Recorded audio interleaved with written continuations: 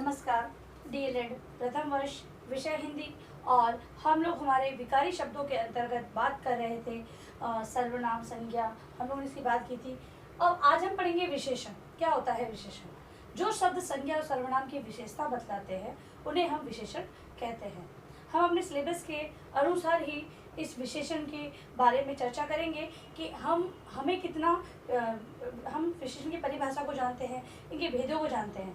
इसके अंतर्गत हमें और क्या किन किन चीज़ों को ध्यान में रखना है वो हम लोग अपने इस वीडियो में देखेंगे। तो विशेषण किसे कहते हैं? जो शब्द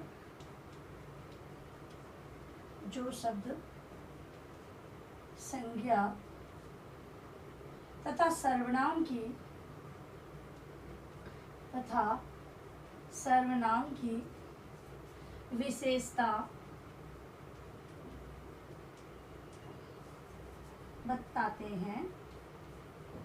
विशेषता बताते हैं उन्हें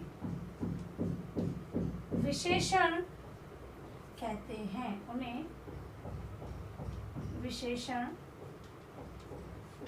हैं।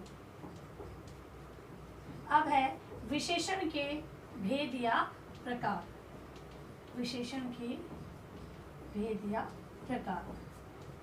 तो विशेषण होते हैं 4 प्रकार के। कितने प्रकार के? 4 प्रकार के विशेषण होते हैं।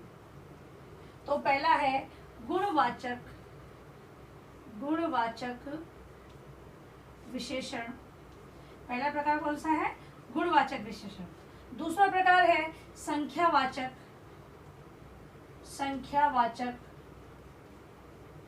विशेषण। दूसरा प्रकार है संख्यावाचक विशेषण। अब जो ये संख्यावाचक विशेषण है ये भी 2 प्रकार का होता है। पहला है निश्चित और दूसरा है अनिश्चित। क्योंकि संख्याएं कहीं पर तो निश्चित बताई जाती है और कहीं पर अनिश्चित बताई जाती है, इसीलिए यह है अनिश्चित। 2 प्रकार का होता है। अब तीसरा जो हमारा प्रकार है वो परिमाणवाचक। परिमाण मतलब नाप या तोल कह सकते हैं हम लोग। अब ये भी 2 प्रकार का होता है, निश्चित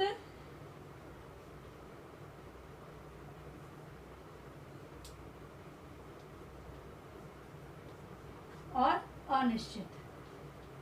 निश्चित और अनिश्चित, ठीक है, परिमाणवाचक विशेषण।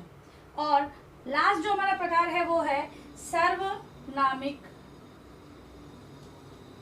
या संकेतवाचक, है ना, विशेषण। सर्वनामिक या संकेतवाचक विशेषण हमारा लास्ट प्रकार है। ये है सर्वनाम की परिभाषा, विशेषण की परिभाषा। विशेषण जो शब्द संज्ञा एवं सर्वनाम की विशेषता बतलाते हैं उन शब्दों को हम क्या कहते हैं? विशेषण कहते हैं। ये 4 प्रकार के होते हैं, गुणवाचक, संख्यावाचक, परिमाणवाचक और सर्वनामिक या संकेतवाचक, ठीक है।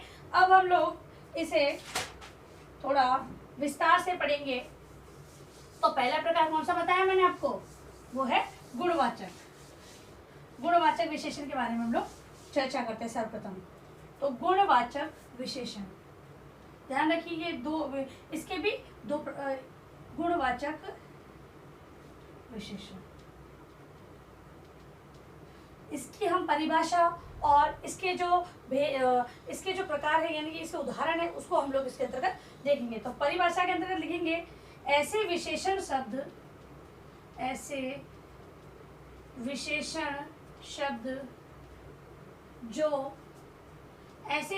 शब्द जो संज्ञा अथवा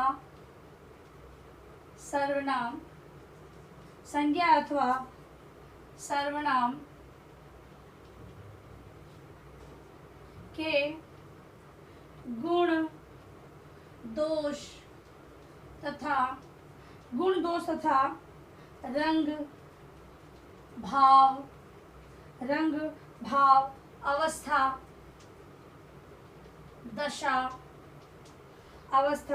दशा आदि का बोध कराते हैं गुणवाचक विशेषण कहलाते हैं। गुणवाचक विशेषण कहलाते हैं।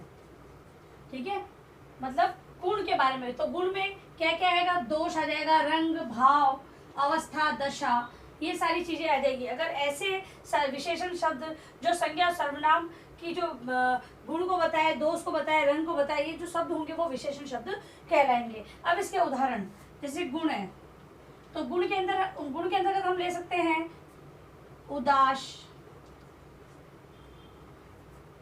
कंजूस, उदास, कंजूस, अच्छा, बुरा, ये आ जाएगा। फिर बात आती है आकार की, हम लोग बात करते हैं आकार से संबंधित, तो इसमें आ जाएगा लंबा, चौड़ा, गोल, मोटा आदि। फिर है रंग की बात आ जाती है, तो रंग है नीला, पीला, लाल, हरा आदि। इसके अलावा स्थान के अंतर्गत आ जाएगा भीतर, बाहर, ऊंचा, नीचा, आदि। इसके बाद है स्पर्श की बात करें तो नरम, मुलायम, कठोर आदि। ठीक है, ये है सारे गुणों के बारे में चर्चा करने वाले विशेषण शब्द, जो कि संज्ञा और सर्वनाम के गुण, दोष, रंग, रूप इनको बताते हैं। अब दूसरा प्रकार हम पढ़ेंगे संख्यावाचक विशेषण, जिसमें संज्ञा और सर्वनाम की संख्याएं बताई जाए, उसे हम कहते हैं संख्यावाची विशेषण। और संख्यावाची विशेषण जो दो प्रकार का होता है, एक तो होता है निश्चित और एक होता है अनिश्चित। जो शब्द संज्ञा और सर्वनाम की निश्चित जो कहें कि क्वांटिटी को बताए, निश्चित संख्या को बताए, वो तो कहलाता है निश्चित विशेषण। और जो संख्या को मतलब कि किसी निश्चित संख्या को नहीं बताता है, वो अनिश्चित विशेषण कहलाता है।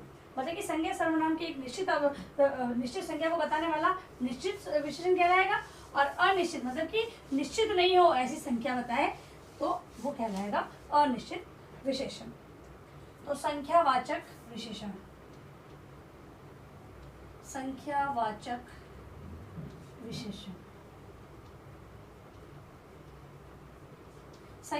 विशेषण ऐसे विशेषण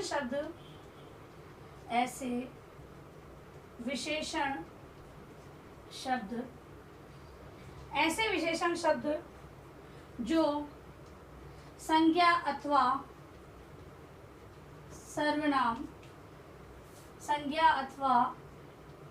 सर्वनाम की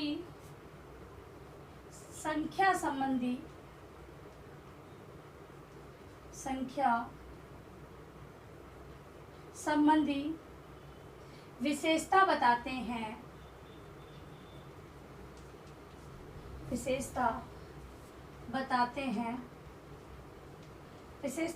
हैं, वे संख्यावाचक विशेषण कहलाते हैं। वे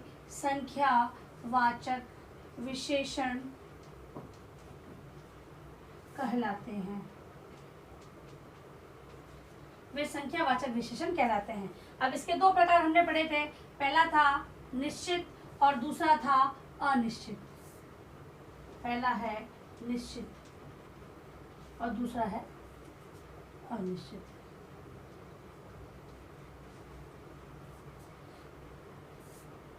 जिन शब्दों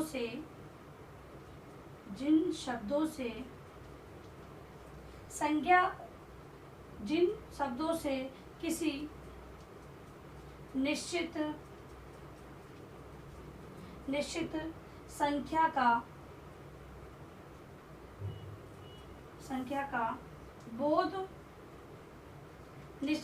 बोध होता है, उसे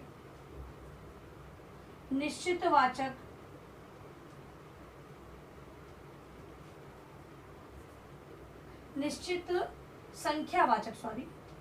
संख्यावाचक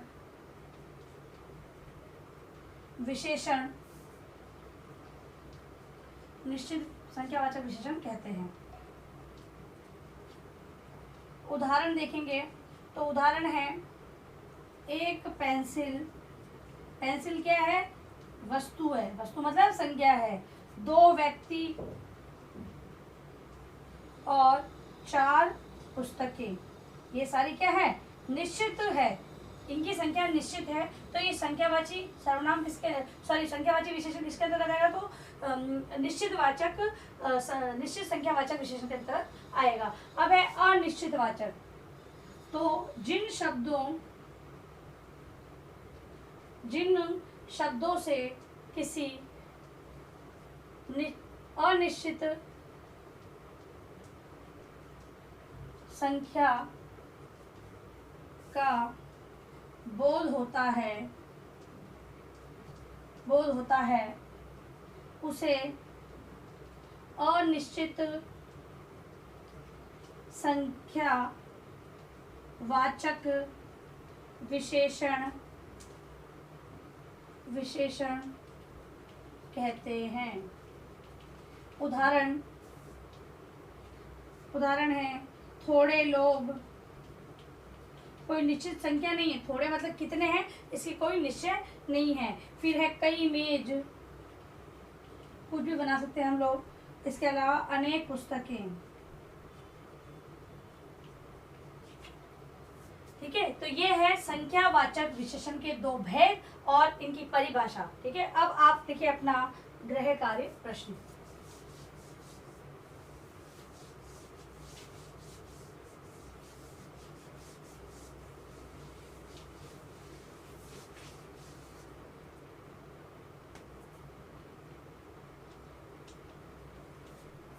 विशेषण किसे कहते हैं?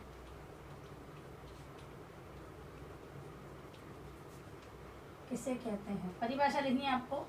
तथा गुणवाचक एवं संख्यावाचक विशेषण को समझाएं।